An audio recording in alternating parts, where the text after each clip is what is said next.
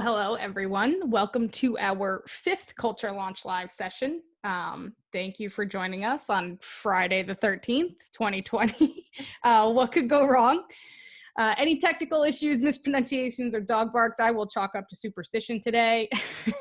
But there's some familiar names in the chat, so extra special thanks for you guys for coming back, and thank you for those joining us today.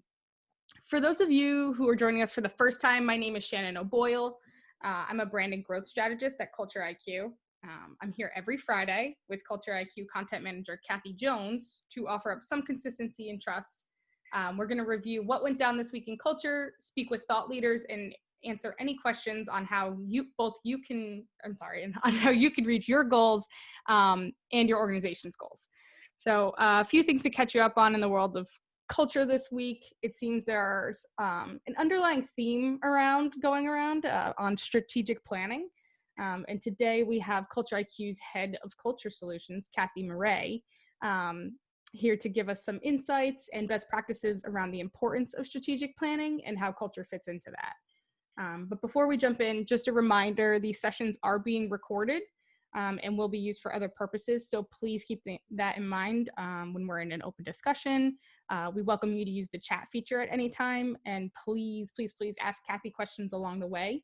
We want to make sure you're getting the most value out of this time.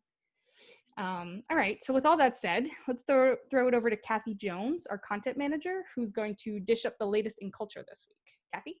Hi everybody. I'm hoping to start making you forget that it's Friday the 13th because our feature on Culture News is focusing on the future completely. So turn yourself away from the present, and we have a few really cool stories, a survey, and a podcast this week, and they're all about planning for 2021. The first is from ZDNet, and they did a interview with the CEO of Miro, which is a digital whiteboarding firm. The CEO, Andre Kusid, has kind of a good perspective on what's going to happen in digital transformation. And besides his hunches on hybrid and flexible work, which are definitely a theme in everybody's future forecasts, everybody thinks they'll be, more remote, or it'll come, if we're lucky, it'll come closer to hybrid, but working from the office will never be the same. That's consistent. But one interesting thing he says is that because of this new flexibility, the heartland is going to have kind of a renaissance, and people are going to be able to stay in these, smaller cities or even rural areas. And while that's awesome news for people in the Midwest and people who don't want to have to pick up and move to Silicon Valley or the East Coast, it also spells some interesting things for the East Coast. Like probably you're going to need to work harder on talent retention and hiring in order to attract those folks from from our nation's midsection into your high-tech folds, or your financial centers or your media centers. So that's a really interesting kind of takeaway from his piece. Love Miro. I'm a big whiteboard fanatic, and I miss them so much, and Miro kind of gets me by from time to time. And also, I think it's worth mentioning, Miro is based out of Austin, Texas, right? So they're a credible source for this. Indeed. And Austin's already becoming its own sort of city. Right. So Austin needs to worry about El Paso and and Galveston and places like that. So we'll see what happens in Texas there. Cool. The next piece is from Grit Daily, which is it's a very cool, like, millennial focused publication. And CEO Lisa Zaveld she's with a company called Belay, and she is writing just a general advice piece about what you need to start thinking about when you're planning for 2021. And I love her piece because it talks high level about the need to develop strategic plans and get your plans going with data, which is something we always suggest too, is that should be a cornerstone of strategic planning. But she also has good practical advice on things that you may not have thought of, like check your insurance, because things are going to be, things are different, and their risk profile could be way different next year. So just some good pieces about that. There's also a piece from Gartner. They did a survey on HR priorities for 2021. And they found sort of three different areas: building critical skills, what the current and future leadership bench is, and org design and change management that are going to be top level priorities for HR next year. And they while they're saying that these things are priorities, there's also there's some percentages in the survey that give you pause. One of them is that just 19% of HR leaders think that their workforce can effectively shift direction when priorities change, which is going to be, I think, speaking to something that Cathy's going to be talking about later. How do you get that workforce on board when they need to shift quickly? I think we're all thinking about that next year.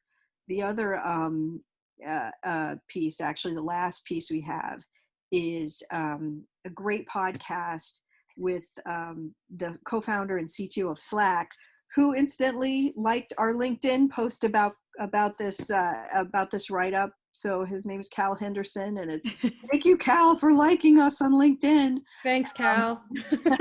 That was awesome. Made my week. But he did a interview with Alexa Von Tobel of LearnVest fame, and she's also running a venture capital firm right now. And they did it for an Inc. series, Inc. magazine, Inc. the digital magazine now. So they were talking about what the future office life is going to be. And his really cool point is that when you allow flexible work, it's good for business, because what you're doing is you're widening your job pool. When before, by restricting people to working in certain days, certain locations, certain hours, you, by the nature of those restrictions, you limit yourself. So he thinks that this is, again, that flexible work is here to stay, and that it's a good thing. And he also points out a big organizational challenge that I think Cathy will be addressing soon, about organizations knowing that they have to go somewhere. They know what they have to do. Their big organizational challenge is how do you change direction, in his words, to go toward the thing that you need to get to. So that certainly speaks to what we're going to be talking about today, because we all know there are certain things that we have to do. It's how do you do it? So Cathy Maraist will be here soon with the hows that we need to contemplate when we're planning for 2021. So back to you, Shannon. Awesome. Thank you, Cathy. Yeah, I feel like there's this underlying tone of just pivoting, right? And changing direction. And that stat, 19% of HR leaders think that the organization can pivot, right? I feel like that's a little eye-opening. And I wonder what they would have said pre-COVID, right? I wonder if they're a bit more optimistic and then realize when forced change is upon us, like how easy that is and isn't, right? All right, so let's jump over to Cathy Maraist. Before we jump into things, do you want to tell us a little bit about yourself and your background? Sure. So I'm Cathy Maraist. I lead our culture solutions team here at CultureIQ. And what I'm most fortunate and really thankful about, because I'm thinking about that as we're headed towards Thanksgiving, is that I really get to work with an exceptional group of team members. We get to partner with our customers every day to help them strengthen their own organization's culture. And in my role, I have the opportunity to wear a number of different hats. So I get to see things as a leader. So we'll talk a little bit about, leadership during this uncertain time.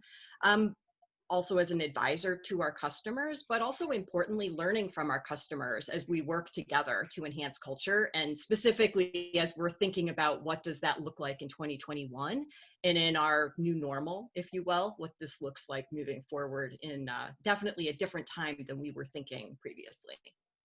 Absolutely. Okay, one question I like to ask before we get into the meat and potatoes here.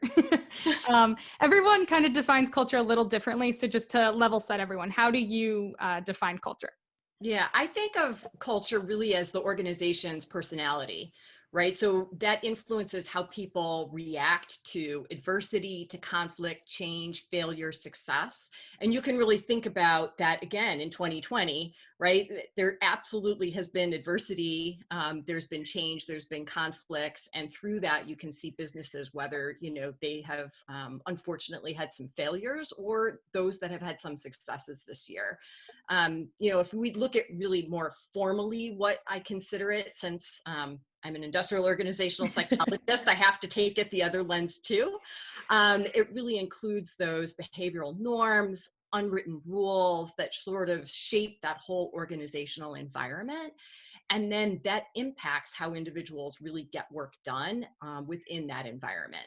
And that'll be important with some of the things that, relate as you think about planning ahead as well in terms of those behavioral aspects within the organization.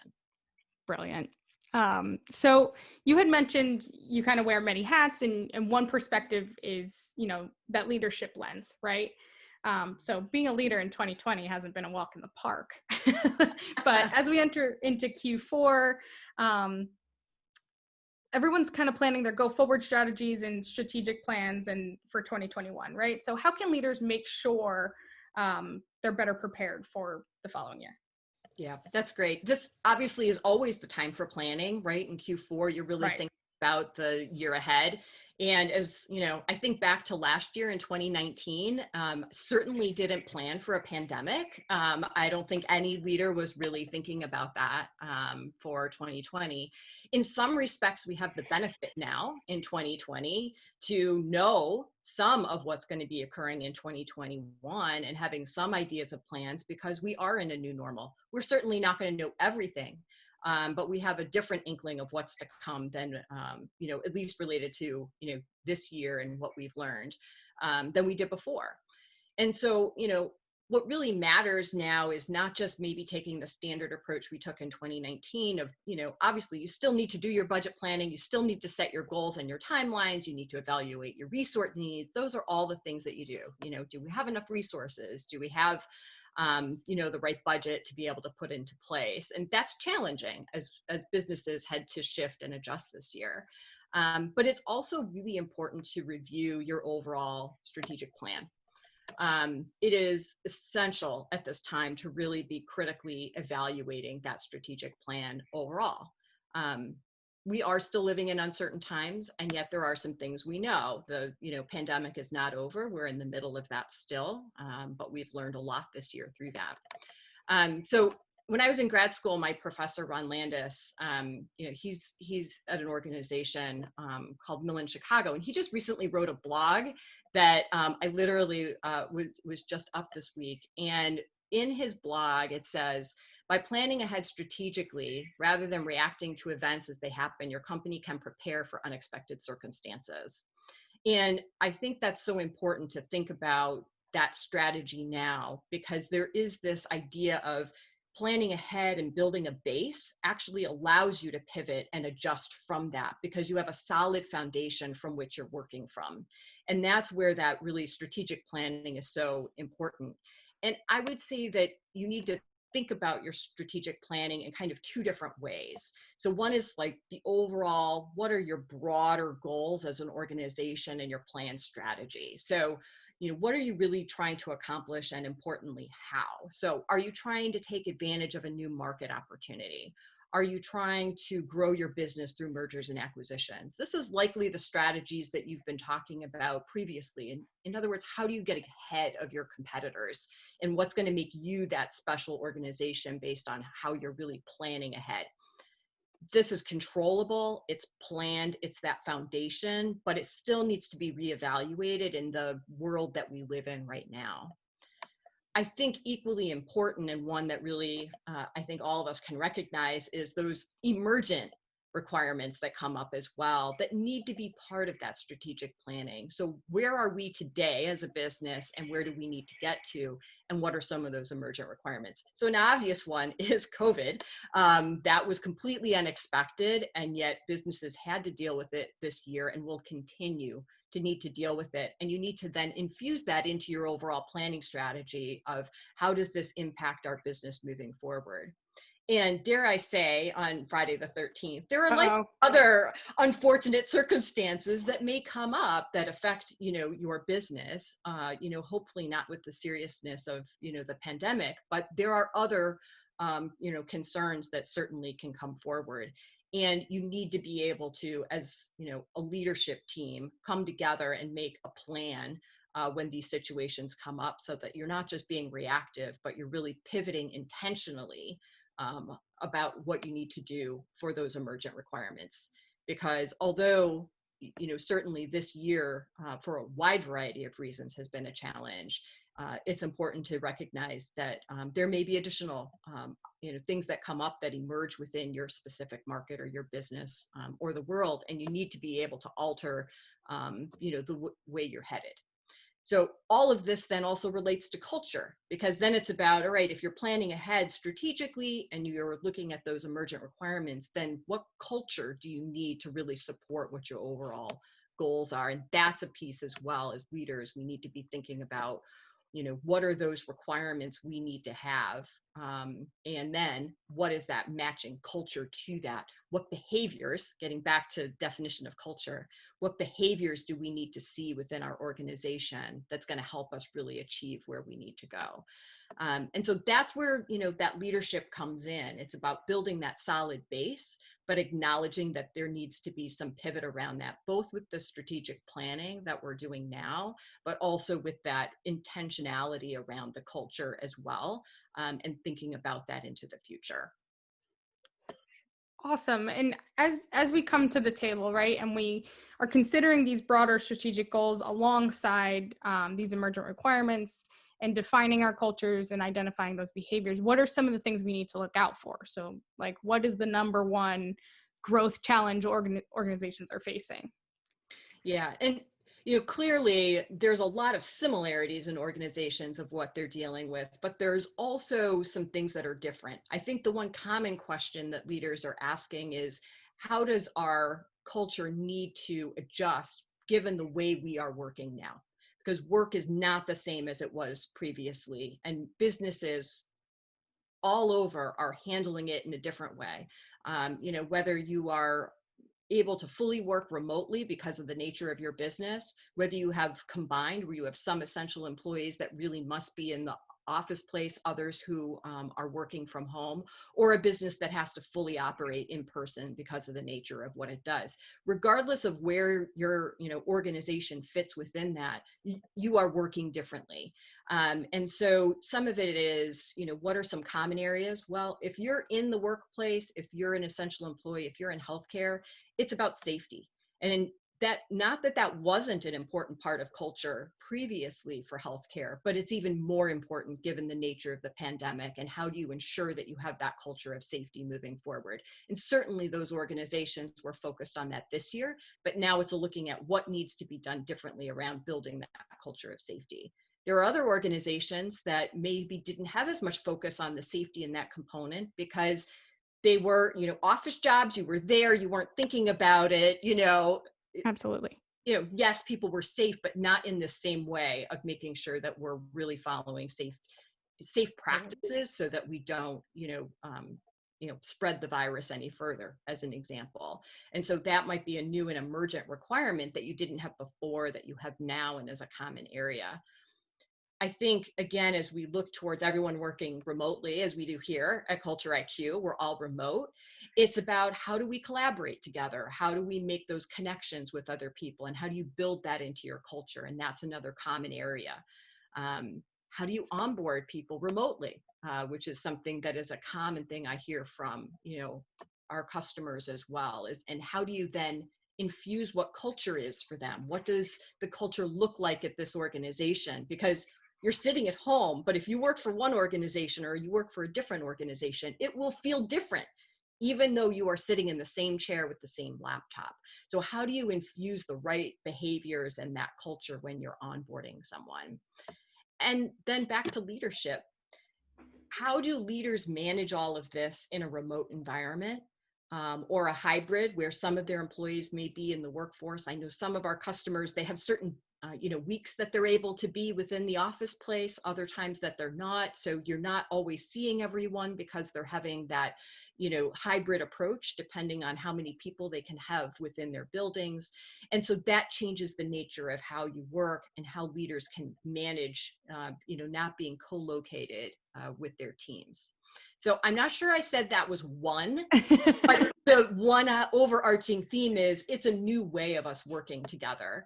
And then you need to look at, so what is the way in which culture needs to be enhanced because of the new way that we're working together? And what may have worked in the past is likely not going to work moving forward. And there are unique focus areas then dependent on your business overall. Ultimately, what leaders need to do is really make that commitment to culture in 2021 and focus in on that, so that it can't just be how your culture was necessarily in the past. There needs to be a thoughtfulness about what might need to be different given our new world of work. Now, Cathy, go ahead. Were you going to ask a question? No, go ahead. You go ahead. What pops in my head too is that it's going to be a different world of culture, and that kind of relates to managing expectations a little bit too, right? Not only looking at what your employee expectations are and seeing if you can accommodate them, but managing that. Could you speak to that a little bit in terms of how you go in with a culture mindset in 2021? Absolutely. There really needs to be clarity around those expectations and what may be different. And I like to think of it, what does good look like at our organization? What's going to be the important ways for us to be behaving as one organization to facilitate our growth, our strategic goals, and our new way of working?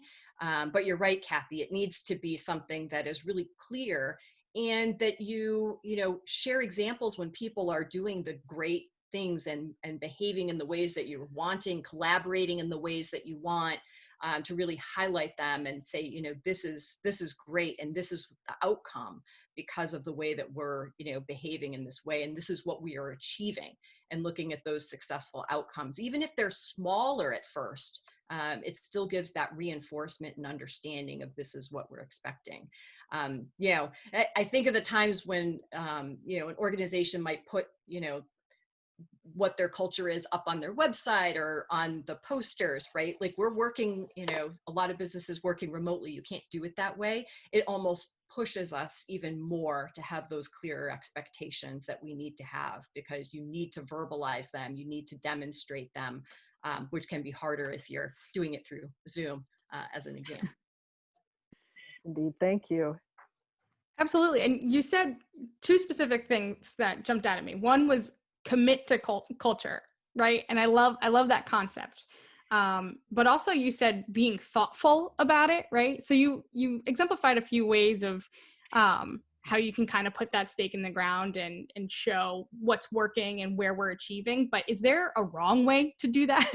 Is there like a harmful way to go about maybe just, like I could see someone saying, okay, we're committing to culture, and then falling flat. But maybe, what have you seen in talking to, clients and the market? So I think the biggest mistake that can be made is to actually make that assumption that because I've said this is what our culture is, or this is our culture as it's been, we're all good. And you're going to have a culture within an organization that's uniquely yours. And if you don't, try to enhance it or really look at that and see what it needs to be, it's just going to be unintentional, right? So it does take that thoughtfulness, the commitment to be able to say, this is what we really want our culture to be. So big mistakes are, assuming that you say this is our culture without, Cathy, to what I was answering to your question. If you're not being clear about what that looks like behaviorally and reinforcing it and really having the leaders understand why it's important and driving that forward towards successful outcomes, then it's just words. It's just on your website, or it's not really your culture. It may be what you aspire to be, but it's not really there. So, there's a lack of planning sometimes around culture, because there's a thought that if I say what it is, it will be that. but it does take that intentionality and thoughtfulness and actioning to say, this is what we want it to be, and we're not there yet. We've measured it, we've looked at it, we're not where we want to be, and making really clear, decisive, plans around, this is how we need to get there, and this is how we're going to infuse it. Flipping from what can be wrong to what can be good, some of the most successful times I've seen this is when, an organization recognizes that, okay, this is our aspirational culture. We want to be able to achieve this, and this is why it's important. And you infuse it in every other initiative that you have going on. So if you are, going to take an initiative to reduce your, the time it takes to process things because you have a lot of bureaucracy, you look at that initiative that you're already taking. Maybe it's a technology that you're introducing that's going to help reduce and streamline things for your organization. Not just looking at the process of it in a technological manner, but also saying, what can we do culturally to support this process? And what are the behaviors and the ways in which we want people to be interacting throughout this process that are beyond the technology, infusing it so that culture isn't separate or an afterthought, but it is part of every initiative you're putting forward and included within that, so that you can actually be making some real change as you're enacting other changes to your business that are more around some of the operational components, just as an example. Absolutely. And it brings up a one point. Jen Horton, our VP of marketing, spoke about brand recently, and she mentioned, I'm sorry, Jen, if I get this wrong, but she had said something along the lines of, a lot of people look at brand as if it's a destination, but in reality, it's a starting point, right? And I feel like culture is very similar. So when you talk about infusing it into every initiative in the organization, right? Could you even look at every initiation as an opportunity to reinforce the proper behavior, right? Yep, absolutely. And with every process. So if you think about, we'll just take one example, feedback to your employees, whether that's through performance management or, some other process, right? There's always a feedback process that occurs within in good organizations. But there's a component there about, are you also, sharing information that relates culturally to what your expectations are? So, yes, are you meeting your deadlines and are you getting things done is certainly performance, but also, are you doing it in a manner that is the right way for our business based on where we're headed? Did you just get it done, but you didn't collaborate, and our expectation for you to collaborate, then okay, you got it done, but you're not doing it in the manner that's actually the most optimal for the business and the way of working, in this organization, as an example. So it is very much like that it needs to be looked at with every process, so that that's reinforced and, really becomes what the organization is, so that people describe it that way. And I think if we go back to the idea of emergent requirements, right? So oftentimes they come up unexpectedly, like COVID, right? So I think maybe, can we talk about how leaders can plan for those unexpected emergent requirements, even though they don't know they're coming? Yeah, absolutely. And although this may be counterintuitive, and I alluded to this a little earlier, planning actually is the underpinning of being able to be agile. That there really needs to be a plan in place because it allows you to pivot from something. If you're just moving forward without that plan and without understanding where you're headed, it's a lot harder to pivot from something because you haven't even defined what that something is. Right, it's free fall. Exactly. So you really do need to have that solid foundation to flex from. But I also think of it this way, is to think about the ways in which you need to think flexibly about your business. And there are a couple examples. One is, so disaster preparedness, right? Good businesses are thinking about disaster preparedness. And there are some businesses in 2019 that said, hey, let's have everyone work from home, just as part of our disaster preparedness plan, just in case. We'll just see if we can handle it on our network. I mean, they weren't planning for a pandemic. But those organizations were very well prepared when they had to say, you know what, everyone pack up your belongings, you're going to be working from home for the indefinite future because of, the stay-at-home order that's happening, in our location. And they were able to manage it. I talked to, some of my colleagues in other businesses where they hadn't done that planning. And there were people who had never logged in on their laptop from home in their business because they were always in the office every day, and their expectation was to be in the office every day. And so their business came to a grinding halt while they were trying to figure out how to be able to do that. So now that's not culture, but it's the same principle of planning ahead and understanding how you work together allows you to then be able to be ready for those unexpected events. The other piece is, around the flexible work. And Cathy, you were talking a little bit about that, both in terms of, people working remotely from wherever they want and not necessarily needing to stay in one location, and being able to work from wherever.